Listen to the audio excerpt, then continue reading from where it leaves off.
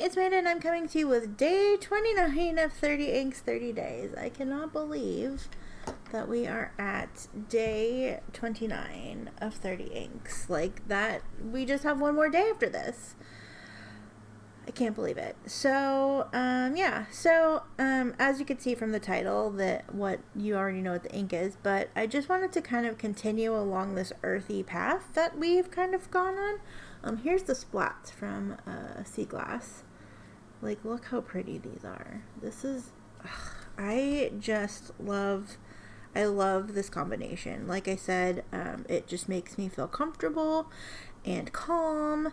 And, it's been, like, it was a stressful Monday, and it's just, like, having this pen and ink combination has, like, super helped me not, like, want to, like, go crazy. So in continuing with this sort of, like, earthy path that we have kind of meandered down, zoom in, I am going to choose Pilot Iroshizuku Yama-guri, which is pretty, like, dark brown. I don't know that my swatch card is actually accurate. Like, the writing I think is more accurate than the swatch card. Like, it kind of seems like there's like a haze of sheen on it a little bit. I don't know that that's accurate. I just love the way this ink writes though.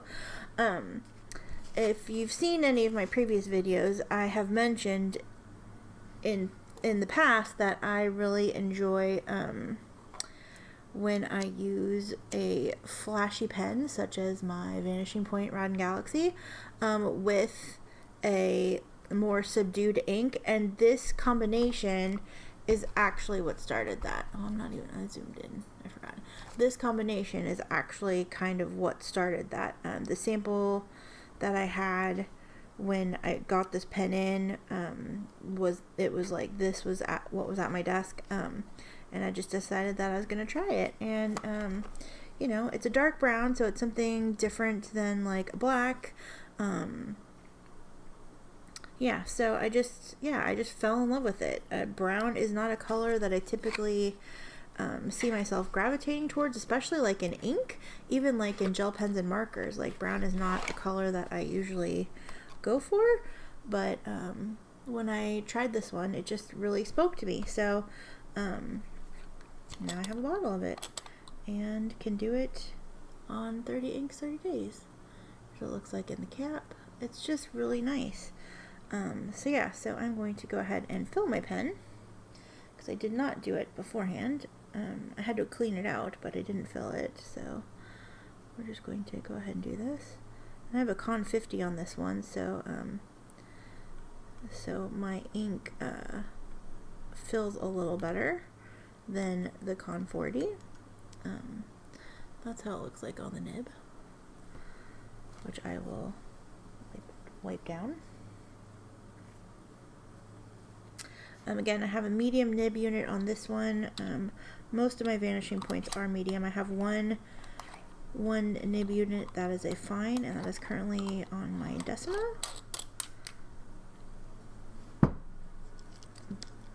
But the rest of my vanishing points all have medium nibs. That's a thing that I would like to change at some point in the future by getting maybe a broad nib unit and a stub nib unit and just like trying it out. I think it would be easier to buy a couple extra nib units instead of just buying whole new pens, unless of course I like find one that I'm just in love with. But so far that hasn't happened yet. And before we do our writing stuff, I'm going to go ahead and do the chromatography, because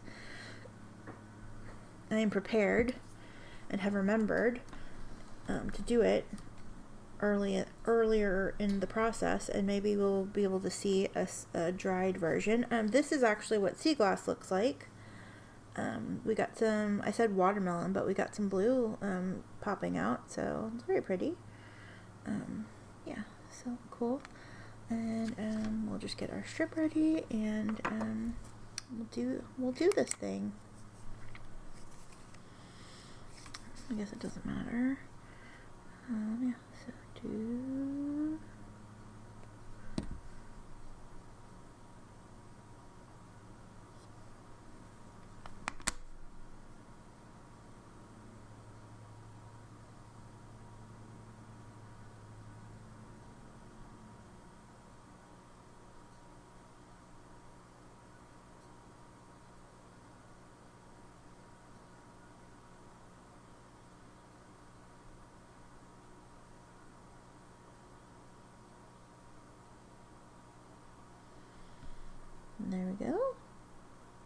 Got some like gray in there, some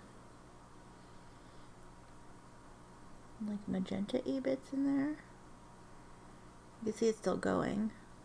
Some orangey kind of in there. So we'll let this do its thing and we'll take a look at it at the end and see what happens. It'll probably still be damp, but we'll at least get to see how it moves up the strip. So cool. Yay. Okay, yay. Awesome for me and planning ahead. Or at least just being prepared. This is way too low. I'm going to move this up. Awesome. So, let's go ahead and get started on our little writing samples.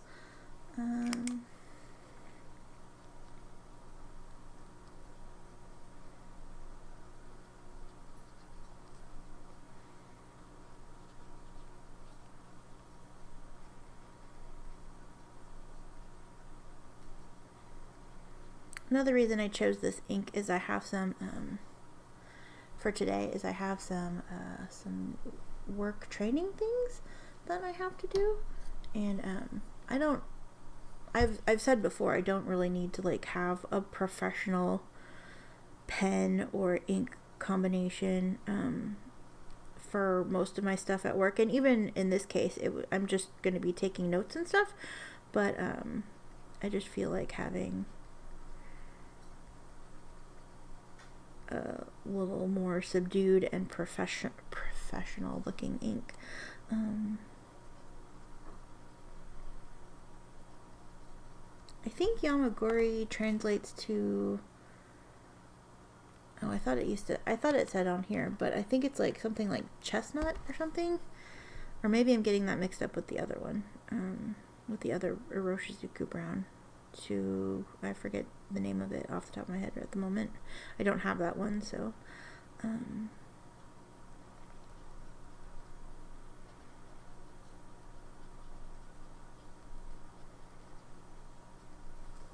but yeah, but plus I figured like having the vanishing point will be like super convenient for note taking, because I don't know, it's like a Zoom call thing, and I haven't had to do like a Zoom training yet, so I'm not really sure what that will all entail, unless I have a medium. Again with the yawning, I'm so sorry. Yeah, I don't know what's wrong with me.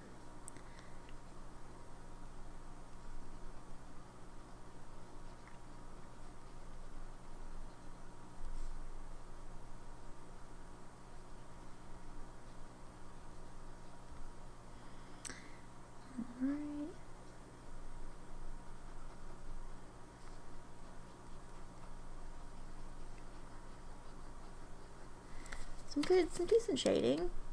Overall, it's like mostly dark, but there's some lighter bits in here. I really like, especially on like here on the little squiggles, you can see it.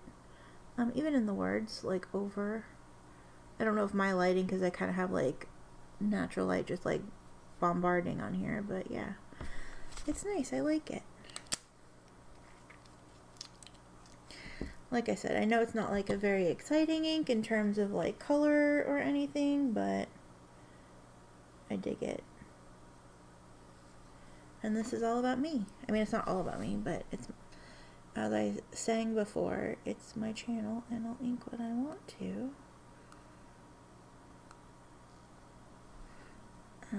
And this is what I want to ink right now. This converter's kind of small, so I imagine that I'm going to probably have to re-ink my pen after I do all these splats. So we'll take a look and see how those turn out after some other time. Put this back.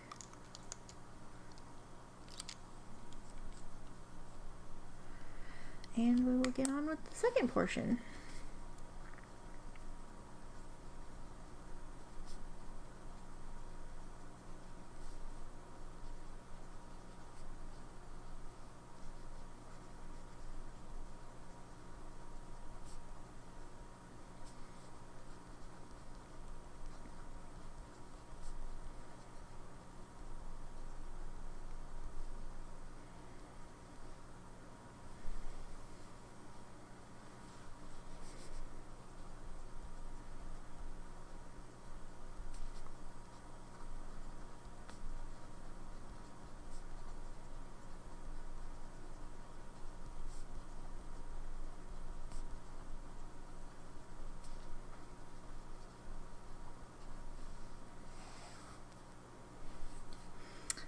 Alright.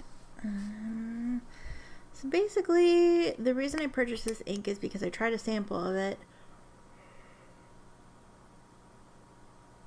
And I really liked the way the sample wrote, specifically in this pen, but also I just, like, brown wasn't an ink. When I first tried this ink, brown wasn't like an ink that I had in my collection at all. Even though I just recently got the bottle, like within the last couple months, I got the sample because I wanted to try a brown ink, and I was intrigued by brown inks because I had been seeing them, and I just decided that this was the one I wanted to try, and I loved it, so.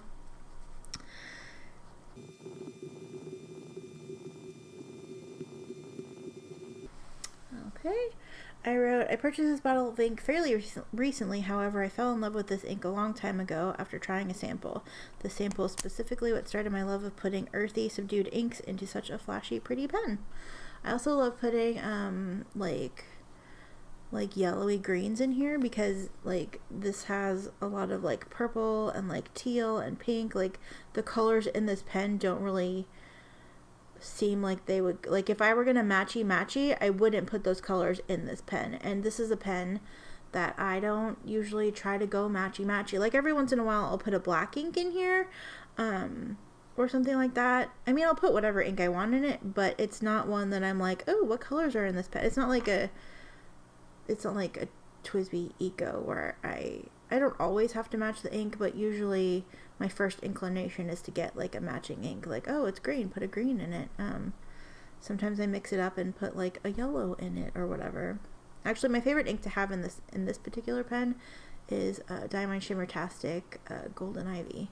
I used that for Christmas cards for a couple of years, and it was amazing. So anyway, that's way off topic as far as this particular video is concerned. So anyway, so let's do some splats on this paper, and then we'll check the chromatography, and then I shall leave you to go about your day. Bloop. Oh, it looks almost like a Pac-Man-y sort of thing. Bloop. Bloop. Come on. Oops. Oops. Oh.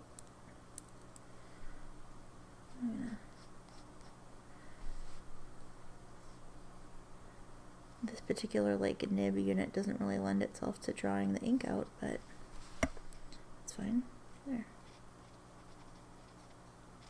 Cool. And yeah, I do need to refill my pen, and I'm just gonna go ahead and do that. Oh no, I'll do it off camera, it's fine.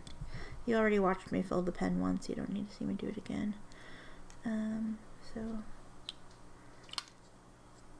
So yeah, so this is our day 29. Obviously the splats are going to take a minute to dry. This one cracks me up. And then these are still too wet to dry to show off, but yeah, so here's your chromatography. This is very interesting. Let me get. So yeah, so you see there's some like gray. I think if this were, oops, let me move this ribbon before I get ink everywhere. Okay, so this leads me to believe that this is somewhat water resistant. If like probably the browny bits would wash away, but you'd be left with the gray that you could probably recover some of your writing with. Then it goes up into this like lavender sort of color, and then like this dark line here, which is kind of brown, but then the brown like splits into like orange and yellow. It's very pretty. Interesting. See, like I said, sometimes the chromatographies are like straight up, you know what you're gonna get, and like this, I never would have pictured any of those colors in here. Maybe like the orangey bits, but like the purple, or the gray, yeah. So anyway, so cool. So that's that, and this will look even more different once it's actually like fully dry. So yeah, so cool. So I enjoyed this video. I hope you enjoyed this video, and yeah, I look forward to talking to you tomorrow with day 30. If you've been paying attention at all this month, you probably already know what tomorrow's ink is going to be. So yeah, so get hyped, get excited.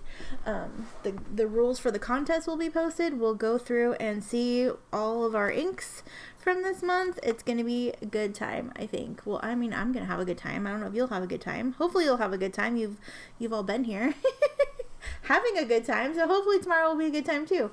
Anyway, yeah, thank you guys so much for watching, and take care. I love you. Bye.